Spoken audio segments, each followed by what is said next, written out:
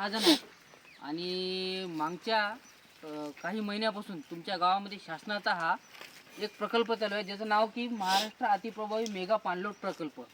हा प्रकल्प जो आहे तो केंद्र शासनाच्या अधीन असणारी जी संस्था आहे भारत रुरल लाईव्हलीहूड फाउंडेशन याच्या अंतर्गत ॲक्सिस बँक फाउंडेशन आणि जे आपलं रोजगार हमी आहे मनरेगा आहे त्याच्या अंतर्गत या सर्वांनी मिळून हा एक प्रकल्प आपल्या गावामध्ये चालू केलेला आहे, ज्यामध्ये का तुमच्या नांदेड जिल्ह्यातल्या लोहा तालुक्यातले एकूण 36 गावामध्ये हा प्रकल्प चालू आहे. आणि या प्रकल्पाच्या अंतर्गत जे रोजगार हमीच्या जे काही योजना आहेत आहे ना त्या योजनाचे जे कामं आहेत ते आपण या प्रकल्पाच्या माध्यमातून आपण राबवत आहोत आहे ना.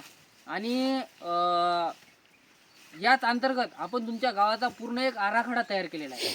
त्याच्यामध्ये आपण गट टू गट जाऊन आपण जे आहे ते तुमच्या शेतकऱ्यांच्या मागण्या घेतल्या. त्यामध्ये तुमचे गाई गोटे असो, तुमच्या विहिरी असो, तुमची फळबाग असो, शेततळे असो किंवा इतर जे काही कामं आहेत जे रोजगार हमीच्या अंतर्गत येतात त्याच्या आपण शेतकऱ्याच्या मागण्या घेऊन तुमच्या गावाचा 5 वर्षासाठी पुढील आपण पूर्ण आराखडा आपण या प्रकल्पाच्या माध्यमातून तयार केलेला आहे ना.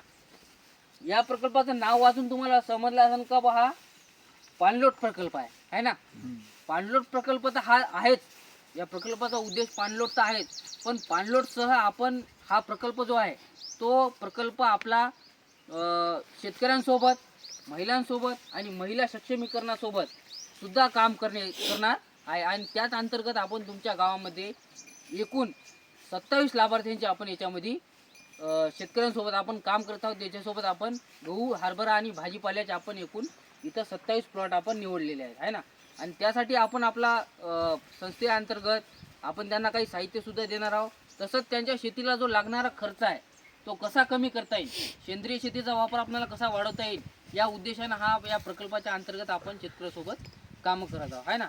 आणि आज जे आपण इथं शेतीशाळा ठेवली ते की आपलं जीवामृत कसं तयार करायचं, याचे काय फायदे आहेत आणि याचं काय उद्देश आहे आणि याच्यामागे आपण ही गोष्ट का करायला पाहिजे आहे ना.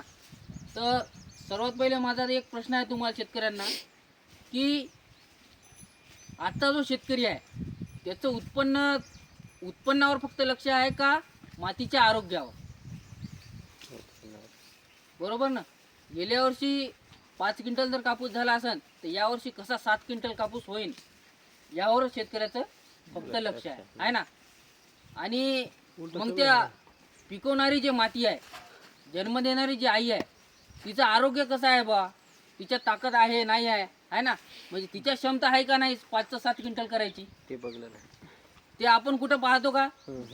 मग आपण काय करतो, गेल्या वर्षी 5 क्विंटल झाला यावर्षी 7 क्विंटल होईल यासाठी आपण भरमसाठ रासायनिक खतं, भरमसाठ रासायनिक फवारण्या करतो जेणेकरून आपलं उत्पन्न वाढायला पाहिजे. पण तुम्हाला खरंच वाटते का हो तुमच्या सेंद्रिय खताची जागा हे रासायनिक खत घेईल. तुमचं दाणेदार असो, शेणखताच्या जागी तुम्ही दाणेदार आणून टाकता का, टाकलं तर तुमचं ते काम होईल का शेणखताचं आहे ना. जमिनी माती 2 प्रकारच्या असतात, एक सजीव माती आणि एक निर्जीव माती. ज्या मातीमध्ये सूक्ष्म जीवाणू असतात ते माती सजीव असते आणि ज्या मातीमध्ये जीवाणू नसतात, ज्या मातीतले जीवाणू नष्ट झालेले आहेत ती माती निर्जीव असते आहे ना. आपण आपल्या शेतामध्येच का पेरणी करतो तर कारण की या मातीमध्ये उगवण्याची ताकद आहे ना, म्हणून आपण इथं तयार करतो. उगवण्याची ताकद आहे म्हणजे काय, या मातीमध्ये सूक्ष्म जीवाणू अस्तित्वात आहेत. आपल्या गावाच्या एखाद्या पटांगणामध्ये आपण पेरणी करतो का तर ती माती निर्जीव झालेली आहे, त्या मातीमध्ये ते जन्म देणारे पिकवणारे जीवाणू नाही आहेत आहे ना. पण कालांतरानं सतत रासायनिक खतं, रासायनिक फवारण्या, त्यानंतर तुमचं अतिउष्णता या कारणामुळे तुमच्या मातीमध्ये जे असणारे जे जीवाणू आहेत ते जीवाणू हळूहळू नष्ट होत चाललेले आहेत. आज जर कोणाचे वडील जर त्या शेतामधून 5 क्विंटल कापूस जर काढत असतील, जेव्हा त्याच्या मुलाच्या हातामध्ये ती जमीन जाईल तर त्या टायमाला त्याला 1 क्विंटलही त्या जमिनीमधून माल काढणं मुश्किल होईल. का तर त्या जमिनीमध्ये तुमच्या जीवाणूच नसतील आहे ना. तुम्ही जे टाकलेले रासायनिक खतं, तुमचे जे टाकलेले रासायनिक फवारण्या आहेत झाड कधीच स्वतःहून घेत नसते, कधीच झाड ते स्वतः नाही घेत. त्याचं रूपांतर वायूमध्ये होते, टाकलेल्या खताचं रूपांतर वायूमध्ये होते आणि तो वायू जे आहे ते तुमच्या मातीमध्ये असणारे जे जीवाणू आहेत, जे गुड बॅक्टेरिया आहेत ते आपल्यामध्ये घेतात वायूच्या स्वरूपात आणि ते मुळांच्या मार्फत तुमच्या झाडाला पोहोचवण्याचं काम करतं. कधीच कोणतंच झाड रासायनिक खत किंवा तुमची रासायनिक फवारणी स्वतः घेत नाही, आहे ना. मग काय कशावर काम करायला पाहिजे आपण? आपण सगळ्यात पहिले मातीवर काम करायला पाहिजे. आपल्या माती जर चांगली असेल तर त्याच्याप्रमाणे आपल्याला उत्पन्न सुद्धा होईल. आपलं फक्त त्या झाडावर लक्ष आहे, किती फवारणी करू, किती खतं आणून टाकू, कसं झाड वाढन, कसं त्याला फळ फूल लागन जास्त, पण त्या मातीसाठी आपण काही करत नाही. सुरुवातीचे लोक दर 3 वर्षाला आपल्या शेतामध्ये शेणखत टाकत होते, बरोबर आहे ना. का टाकत होते? तर त्या जीवाणूंची संख्या जशाला तशी टिकून राहावी आपल्या शेतामध्ये, आहे ना. पण कालांतरानं काय झालं, जनावरांची संख्या कमी झाली. आज कोणाकडे तर 5 एकर जमीन असेल, त्याच्याकडे एका दुका जनावर आहेत, त्या 2 जनावरांच्या भरोश्यावर त्याला शेणखत पूर्ण टाकता येत नाही, आहे ना. तर त्याच स्वरूपानं आपल्याला आता आपल्या शेणावर काही ना काही प्रक्रिया करून त्याचा वापर करायला पाहिजे, जेणेकरून कमी शेणामध्ये कमी याच्यामध्ये आपण जास्तीत जास्त आपल्या शेताला कसा फायदा दे. त्याच्यातलाच एक प्रकार म्हणून आपण आज जीवामृत तयार करत आहोत. या जीवामृत 100 लिटर जीवामृत तयार होणार आहे. त्याच्यासाठी तुम्ही पाहिलं किती शेण लागलं? एक 4 ते 5 किलो शेणामध्ये तुमचं 100 लिटर तयार होत आहे. आणि का तयार होत आहे? याच्यामध्ये जीवाणूंची संख्या भरपूर प्रमाणात राहील. गुड बॅक्टेरिया ज्याला म्हणतो ते याच्यामध्ये सर्वात जास्त राहते. आणि हे जेव्हा तुम्ही जमिनीमध्ये वापराल, यांची तुम्ही ड्रिंचिंग कराल, आहे ना, किंवा याची तुम्ही फवारणी कराल, किंवा याचं तुम्ही खत म्हणून जेव्हा तुमच्या शेतामध्ये वापर कराल, तर त्या टायमाला तुमची जमीन तिचं आरोग्य सुधारण्यासाठी मदत होईल. म्हणजे काही लोकांचा प्रश्न असा असेल का बा आता हरभरा गहू निघायला आला, आहे ना, आता याची फवारणी करू का नाही करू.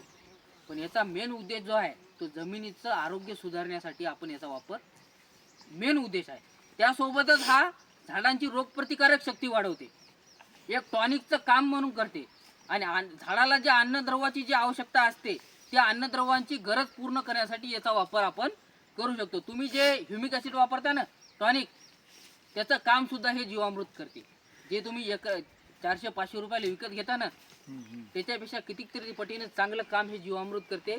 आणि याच्यापासून तुमच्या मातीला उलट्या चांगल्या गोष्टी मिळतात, बरोबर आहे ना.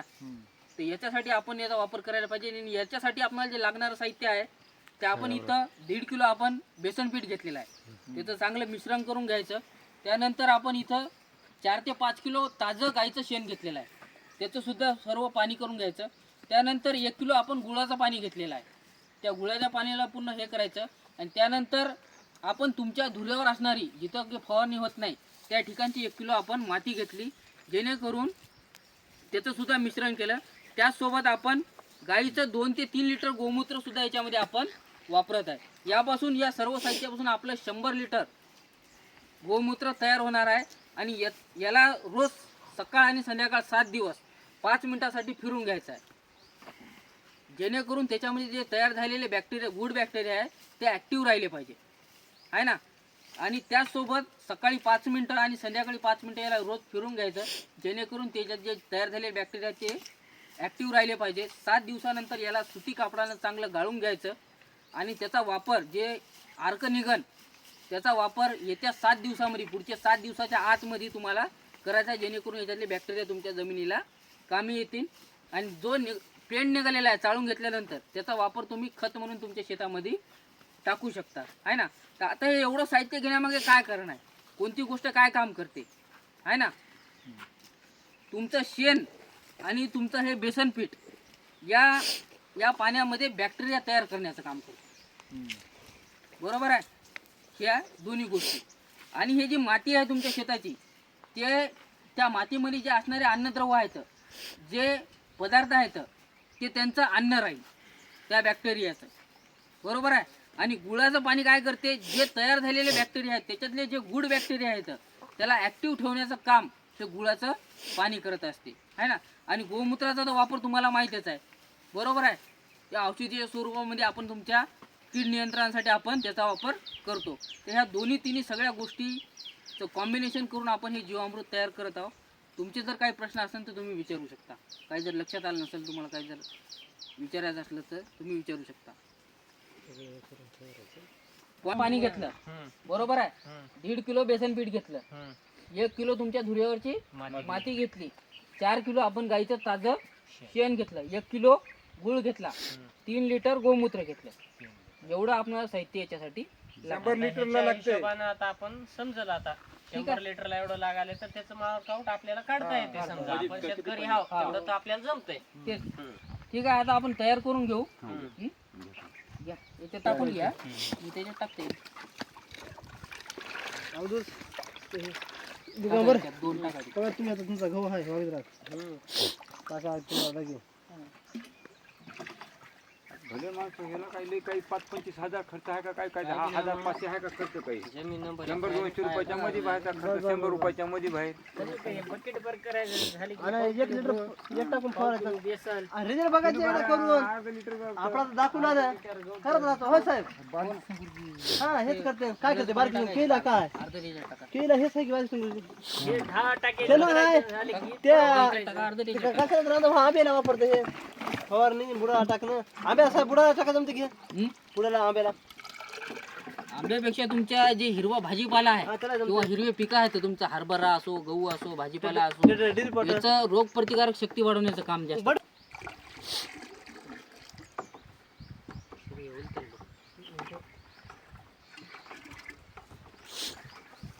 7 दिवस ठेवायचं म्हणजे 7 दिवसाला चालू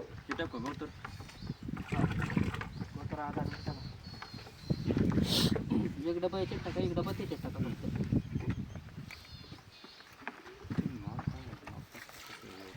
भारी आहे, त्याला पावर आहे त्याच्यात गवताला. टाका एक डबा. सगळ्यात गवतर भारी. अलीकडल्यामध्ये थोडं जास्त का मोठा आहे. नाही, बस बस बस. बस बस बस. 1 लिटर 2 लिटर अर्धा टाका. अजून हो. याच्यात अर्धा टाका, त्याच्यात अर्धा टाका. दोन ते भागून आज होते कवा बस बस. काय बट आमचं वरीच वरी 2-2 वर्ष ठेवते भरून कॅन मध्ये. त्या टाकते 35 लिटरचा वर्ग रोज येत गेले बट समजा हळदीला 35 लिटर टाकून त्याच्यात बाहेरला आम्ही 100 लिटर करायचं ना समजा हळदीला सोडायचं. ती मग ते भोशी घालून साईड बॅनरच आहे शेत आहे ना लोकांच्या ते तयार कराय. उचलून टाक.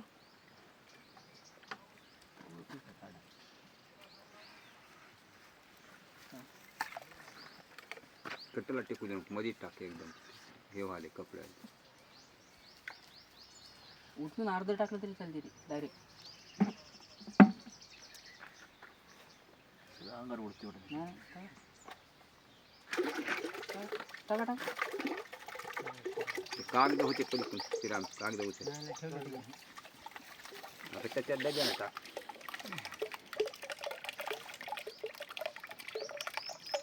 बस बस बस बस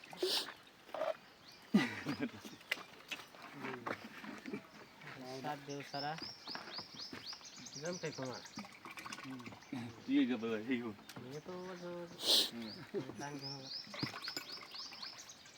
कुत्रे बांधून ठेवलं हे झालं येतो ना कुत्री घेऊन येतो. द्याला त्याला रंग द्या. ठीक आहे. आणला फक्त याला काळजी काय घ्यायची, आता या दिशेने फिरवलं ना मी ना, याच दिशेने फिरवायचं. मधातच इकडून नाही फिरवायचं. एकाच दिशेने यायची. फिरले की ध्यान करून एकाच दिशेने. आणि हे असं फिरवल्यामुळे बस बस बस. पाणी टाका त्याच्या डब्यातले 2 डबे घेऊन. अलीकडल्या म्हणलं पाणी थोडं पलीकडे टाका. इलेक्ट्रिक टाक 2 डबे पाणी काढून कमी होते. ते पलीकडल्या चांगलं हालून घे. बस बस. हां त्याला एकदा फिरून घ्या बारक्याकडे.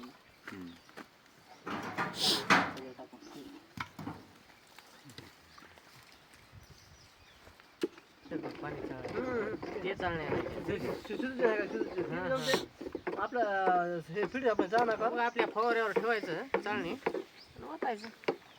डबल चाळणी फिल्टर होते फवाऱ्याची. पण हे कपड्याला पुसून घेते शेण लागलेलं बियाला.